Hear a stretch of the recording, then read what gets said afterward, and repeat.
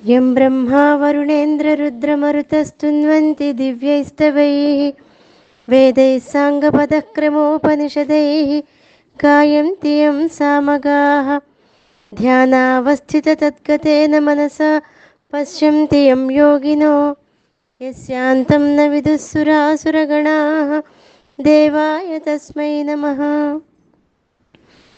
अश्वत्थः सर्ववृक्षाणां देवर्षीणां च नारदः गन्धर्वाणां चित्ररथः సిద్ధానాం కపిలో ముని.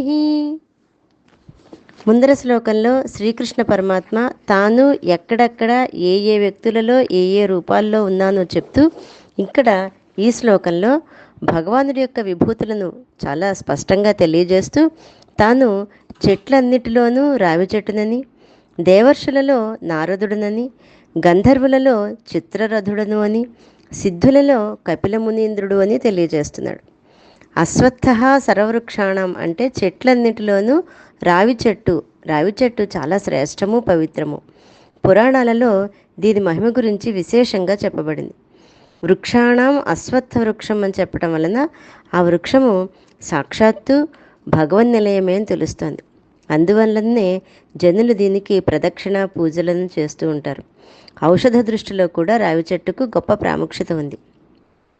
మూలే విష్ణు స్థితో నిత్యం స్కంధే కేశవ ఏవచ నారాయణాస్తు శాఖాసు పత్రేషు భగవాన్ హరిహి అని స్కాంద పురాణంలో చెప్పబడింది. రావి చెట్టు యొక్క మూలంలో విష్ణువు, కాండమునందు కేశవులు, కొమ్మలలో నారాయణుడు, ఆకులలో శ్రీహరి, ఫలములలో అచ్యుతుడు సమస్త దేవతలతో కూడి విరాజులుతోంది అని చెప్తారు. అంటే సాక్షాత్తు ఆకారం ధరించి వచ్చిన విష్ణువే. ఎవరైతే వృక్షాన్ని సేవిస్తారో వాళ్ళ పాపాలన్నీ పోతాయట. ఇంకా ఇది మనుషుల కోరికలను తీర్చి సద్గుణాలని పుణ్యాలని కలిగిస్తుంది. దాని అర్థం ప్రకృతిలో జీవులకు ఉండే సంబంధాన్ని గట్టిపరచడం. ఇంకా దేవర్షులలో నారదుడు, బ్రహ్మర్షులు, రాజర్షులు, దేవర్షులు ఉంటారు.